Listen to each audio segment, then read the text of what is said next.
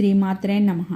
నేను ఇవాళ బోనం అంటే ఏంటి, బోనాలు ఎందుకు జరుపుకుంటారు, ఏ ప్రాంతం ప్రజలు ఈ బోనాల ఫెస్టివల్ని జరుపుకుంటారు, బోనం ఎలా వండుతారు, బోనాన్ని ఎలా తీసుకెళ్తారు అన్నది మొత్తం కూడా మీకు ఈ వీడియోలో చూపిస్తున్నాను అనమాట.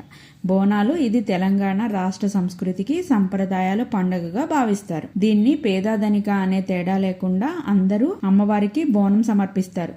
హైదరాబాద్ ఆషాఢ మాసంలో మరియు గ్రామాల్లోనూ శ్రావణ మాసంలో అమ్మవార్లకు బోనాలు సమర్పిస్తారు. హైదరాబాద్లో ఆషాఢ మాసంలో బోనాలు ఎందుకు సమర్పిస్తారంటే 1911 సంవత్సరంలో ప్లేగు అనే వ్యాధి వ్యాపించింది. దీనివల్ల ప్రజలపై అపార నష్టం జరిగింది. అప్పుడు తెలంగాణలోని నివసించే వాళ్ళు కొందరు మధ్యప్రదేశ్లోనున్న ఉజ్జయినికి వెళ్ళి అక్కడ ఉన్న మహంకాళి దేవాలయాన్ని సందర్శించి, అమ్మ, మా ప్రాంతంలో ఉన్న ప్లేగు మహమ్మారి తగ్గిపోతే మీకు ప్రతి సంవత్సరం బోనం సమర్పిస్తామని మొక్కుకున్నారనమాట. ఆ రోజు నుండి ఆ ప్లేగు వ్యాధి తగ్గుముఖం పట్టి తగ్గుకుంటూ వచ్చిందనమాట. ఇదంతా అమ్మవారి మహిమేనని కొంతమంది ఉజ్జయినికి వెళ్ళి అక్కడి నుంచి ఒక విగ్రహాన్ని తెచ్చి సికింద్రాబాద్లోని ప్రతిష్ఠించారు. ప్రతి సంవత్సరం అమ్మవారికి ఆషాఢ మాసంలో బోనాలు సమర్పిస్తారు. 2014లో తెలంగాణ ప్రభుత్వం ఏర్పడింది. అప్పుడు సీఎంగా కేసీఆర్ గారు బోనాలు తెలంగాణ రాష్ట్ర పండుగగా ప్రకటించారనమాట. గవర్నమెంట్ తరపున నిధులు కేటాయించి బోనాల పండుగకు చాలా నెల రోజుల పాటు అంగరంగ వైభవంగా నిర్వహిస్తారు. గోల్కొండ అమ్మవారితో ప్రారంభమయ్యి లాల్ దర్వాజా సింహవాహిని బోనాలతో ముగుస్తుంది ఈ బోనాలు ఫెస్టివల్. దీనితో పాటు ఘటాల ఊరేగింపు ఉంటుంది. ఘటం ఊరేగింపు అయిపోయిన తర్వాత రంగం నిర్వహిస్తారు. రంగం అంటే ఏంటంటే పచ్చికుండపై నిలబడి శివంగలు ఈ సంవత్సరం ఎలా ఉంటుంది, వర్షాలు ఎలా పడతాయి, పంటలు ఎలా పండుతాయి, ఏమన్నా మహమ్మారులు వస్తాయా, వ్యాధులు వస్తాయా అని భవిష్యవాణి నిర్వహిస్తారు. అమ్మవారికి ఇంకా ఏమన్నా లోటుపాట్లు జరిగాయా, ఇంకా ఏమన్నా పూజలు చేయాలా అన్నీ కూడా ఈ రంగం కార్యక్రమంలో అమ్మవారు చెప్పిస్తారనమాట.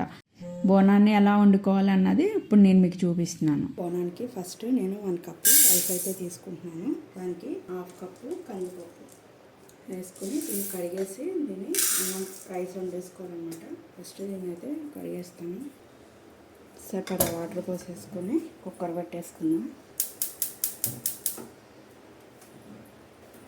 నార్మల్గా మనం రైస్ ఎలా వండుకుంటామో అలా వండుకోవటమేను.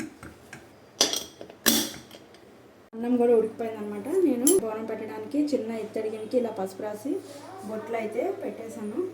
ఇప్పుడు ఇందులో ఈ రైస్ అన్నది మనం అన్నం పప్పు వేసి ఉడకబెట్టుకున్నది ఉంది కదా, అదంతా కూడా ఇందులో వేసేసుకోవాలి.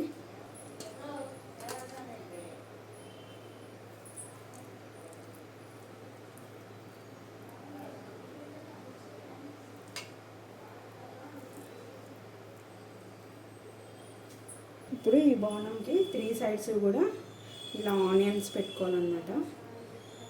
3 ఆనియన్స్, 3 సైడ్స్ బెల్లం ముక్కలు అన్నమాట. ఇలా 3 బెల్లం ముక్కలు,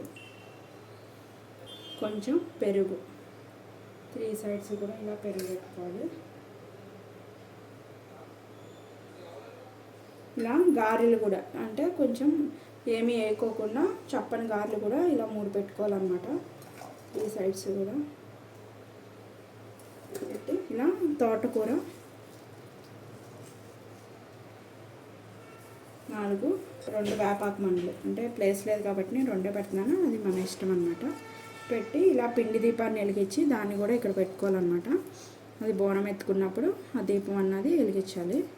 ఇదన్నమాట బోనం అయితే ఇలా చేస్తారు. నేను మైసమ్మ వారికి చీర, గాజులు, పసుపు, కుంకుమ, తాంబూలం, పూలు, అమ్మవారికి పొంగల్ అన్నమాట. ఇదేమో బియ్యపిండి. అక్కడ ముగ్గేసి నిమ్మకాయ దీపాలు పెడితే చాలా మంచిదన్నమాట. దానికోసం నిమ్మకాయలు ఇలా కట్ చేసుకొని ఇలా డొప్పలాగా అయితే చేసుకోవాలన్నమాట. అవి పెట్టుకోవడానికి ఇస్తరాకులు, కోడికి మెల్లో కట్టడానికి వేపాకులు, పువ్వులు, బోనం మీద పెట్టడానికేమో ఇది జ్యోతి అన్నమాట. పిండి దీపం చేస్తారు. సాంబ్రాణి పళ్ళు, పసుపు, కుంకుమ ఇవన్నీ కూడా ప్యాక్ చేసుకున్నాం అన్నమాట. ఇలా అన్ని సర్దుకున్న తర్వాత దీపం వెలిగించి ఎవరో ఒకళ్ళు లేడీస్ అయితే తీసుకెళ్ళాలన్నమాట. ఈ విధంగా తీసుకెళ్ళి గుమ్మం దాటిన తర్వాత గుమ్మం దగ్గర ఈ విధంగా కాళ్ళు కడగాలన్నమాట. బోనం పైన ఉన్న దీపం కూడా కొండెక్కకూడదు, అండ్ బోనం కూడా కింద నేల మీద అయితే పెట్టుకోకూడదు అనమాట. అలా వెళ్ళిన తర్వాత మళ్ళీ గుడి దగ్గరికి వెళ్ళిన తర్వాత మనం ఏదైనా వెహికల్లో వెళ్తాం కదా, అప్పుడు ఒళ్ళో పెట్టుకొని మళ్ళీ గుడి దగ్గరికి వెళ్ళిన తర్వాత మళ్ళీ ఇలాగే తల మీద పెట్టుకొని అమ్మవారికి అక్కడ పెట్టే వరకు కూడా ఈ విధంగానే తల మీద అయితే పెట్టుకోవాలన్నమాట బోనం అన్నది. వర్షం పడుతుందన్నమాట అదే రోజున, గాలికి కూడా కొంచెం దీపం అది కూడా కొంచెం అటు ఇటు అవుతుంది, కానీ అమ్మవారి దయ వల్ల దీపం అయితే కొండెక్కలేదన్నమాట. మేము ప్రతి సంవత్సరము కూడా మేము హైదరాబాద్ వచ్చినప్పటి నుంచి కూడా మేమున్న ఏరియాలో మైసమ్మ టెంపుల్ అని ఉందన్నమాట. ఆ గుడికి అమ్మవారికి బోనమును ఒక కోడి ఇవ్వటము అప్పటి నుంచి కూడా మేము ప్రతి సంవత్సరం చేస్తామన్నమాట.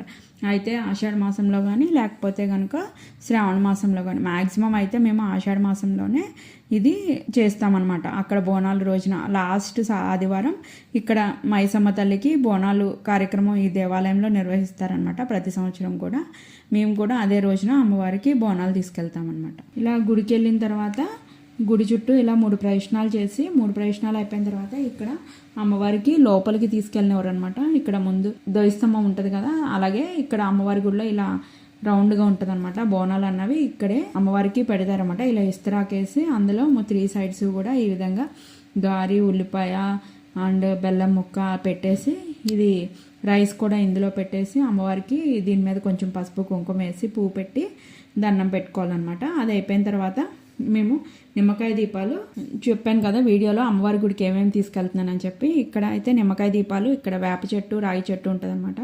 దాని దగ్గర నిమ్మకాయ దీపాలు అన్నది పెట్టుకోవచ్చు. ఫస్ట్ ఇస్త్రాకులో కొంచెం నీళ్ళు చిమ్మి ఇలా పిండితో ముగ్గేసి దాని మీద కొంచెం ఇలా పసుపు కుంకుమ వేసి ఇలా పద్మం ముగ్గులాగా వేసుకోవాలన్నమాట. బియ్య పిండితోనూ పసుపుతోనూ దానిపైన ఈ విధంగా కొంచెం కుంకుమ అన్నది వేసుకోవాలి.